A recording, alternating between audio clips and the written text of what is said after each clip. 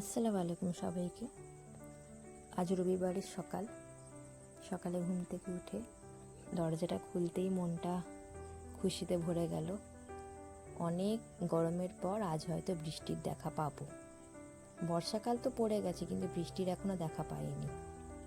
আর আজ রবিবার যেহেতু ইমরোজিয়ার ড্রয়িং ক্লাস আছে, তাই ওকে ঘুম থেকে তুলে মুখ ধুইয়ে একটু ওর জন্য সুজি রান্না করেছিলাম, ওকে খাওয়ালাম। খাইয়ে নিয়ে বেরিয়ে পড়েছি ওকে ওর ড্রয়িং ক্লাসে দিতে। আর আমি এই যে রাস্তাটা দিয়ে যাচ্ছি, এই রাস্তাটার ব্যাপারে অনেক রকম গুজব আছে আমাদের পাড়ায়। আমি বিয়ের পর থেকে এসেই শুনছি যে এই রাস্তাটায় নাকি বিভিন্ন ধরনের ভুতুড়ে কার্যকলাপ ঘটে থাকে।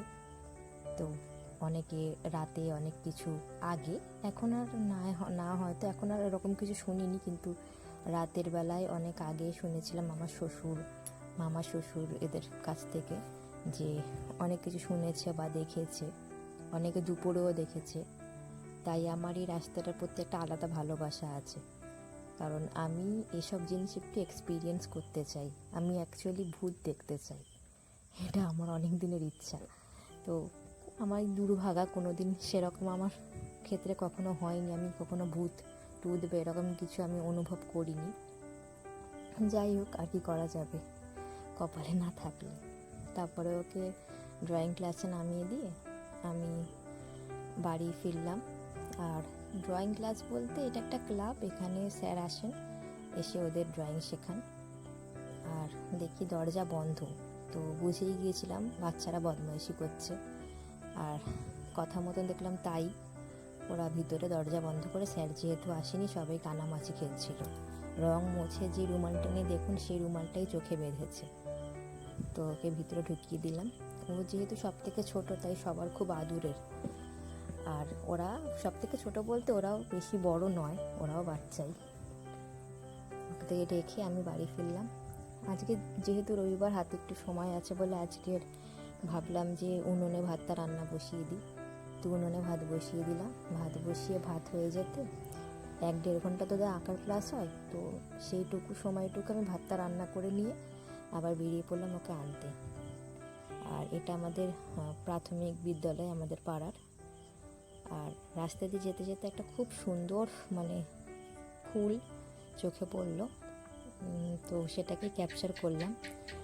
আর পরে জানলাম যে এটা পদ্ম ফুল নয়, এটা হচ্ছে গোলাপি শাপলা। আর হ্যাঁ, পদ্ম ফুল তো একটু হালকা গোলাপি রঙের হয়, এটা একটু ডিপ গোলাপি ছিল। তাই আমি ফার্স্টে ভেবেছিলাম এটা পদ্ম ফুল। আর আমার পদ্ম ফুল খুব পছন্দের, পদ্ম আর রজনীগন্ধা আমার প্রিয় ফুল। তো ওটা পদ্ম ফুল ছিল না, ওটা শাপলা ফুল ছিল, পাশে আমাকে একজন বললেন। তারপরে বেরিয়ে পড়লাম। আর দেখুন গাছে কত আঁশফল ধরেছে। এক হাতে সাইকেল আর এক হাতে ফোন নিয়ে যাচ্ছি। আর কিছু করার নেই, যেহেতু আমি কথা দিয়েছি আপনাদের ব্লগ পরিবেশন করব, দেখাবার চেষ্টা করব আমার ডেইলি লাইফ, তাই একটু কষ্ট করতেই হয়। আপনারা প্লিজ সাপোর্ট করবেন, পাশে থাকবেন। আমি আরও ইমপ্রুভ করার চেষ্টা করব আমার ভিডিও। আর একটা কথা আমি বলতে চাই যে আমি কোনো স্ক্রিপ্টের মতন কোথাও লিখে বা আমি যে কথাগুলো বলছি এগুলো আলাদাভাবে লিখি না, আমি এমনি র্যান্ডামলি ভিডিওটার সাথে আমার ভয়েস দিই। তো আমার কথার মধ্যে কিছু ভুল হয়ে থাকলে আপনারা প্লিজ আমায় ক্ষমা করে দিয়ে আমার ভিডিওটাকে ভালোবাসবেন, দেখবেন। যেহেতু অতটা সময় নেই এখন আমার হাতে যে আমি কথা গুছিয়ে লিখে সেই কথাটা পড়ে পড়ে ভিডিও পরিবেশন করব। তো যাই হোক, অনেকটা সময় পেরিয়ে গেছে সামনে। আর আজকের ইংরেজি যেহেতু একটু বকা খেয়েছে আঁকার ক্লাসে, তো আমার সাথে চোখে চোখ মেলাচ্ছিল না, আমার সাথে সেভাবে কথা বলছিল না। আসতে দেখিও পড়তে বসে গেছে। তারপর ওকে গোসল করিয়ে নিলাম, গোসল করিয়ে খাইয়ে দিলাম। তারপরে শুরু হয়েছে বৃষ্টি, ঝিমঝিম বৃষ্টি হতে হতে পরে প্রখর বৃষ্টি চলে এসেছিল। তো ওর বায়না হচ্ছে ও এখন ভিজবে, ওকে ডাকছি, ও কিছুতেই ঘরে আসতে চাইছিল না। তারপরে জোর করে টানা হেঁচড়া করে ডেকে ঘুম পাড়ালাম।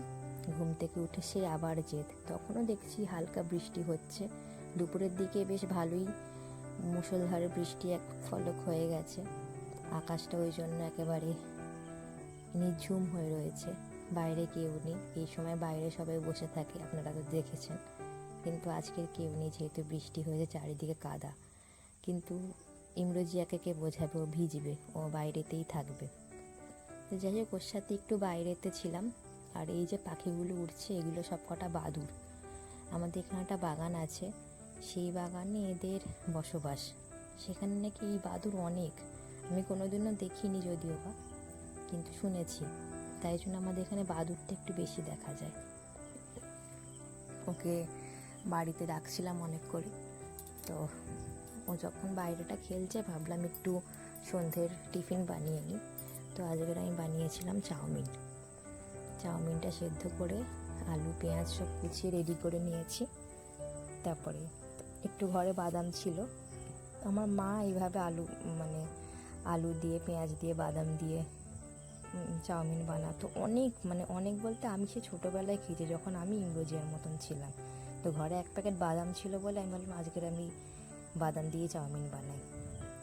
তারপরে চাউমিন হয়ে যেতে চা বসিয়ে দিয়েছি আমার আর আমার শাশুড়ি মায়ের জন্য। চাউমিনটা দেখতে লোভনীয় না লাগলেও খেতে কিন্তু ভালো হয়েছিল। ইংরেজিয়া গরম লাগছিল, তাও বললাম একটু রিয়াকশান দে, তো বললো খুব ভালো হয়েছে।